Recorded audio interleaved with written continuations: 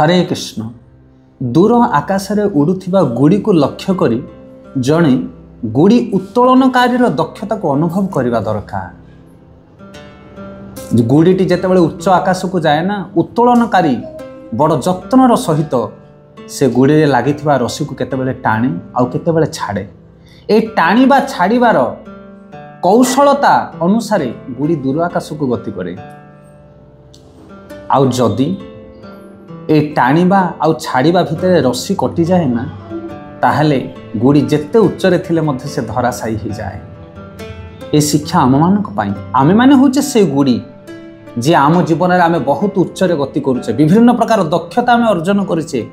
आ ये समस्त दक्षतार मूल आधार मूल शक्ति होचन भगवान गोविंद सर्वकारण कारण सर्वशक्तिमान। से आमे अनुभव करबा दरकार तांकर उपस्थिति को तांकर हस्तक्षेप को। से जीवन में जिते दुख आसे जिते सुख आसे मनुष्य को से ऊपर को उठापी आसे आ भगवान को इच्छा आसे। से जो माने भगवान हाथ को देखी पारती से माने जीवन में समस्त प्रकार दुख सुख को सहन करती आउ शेष बहुत उच्चरे पहुँची जाती।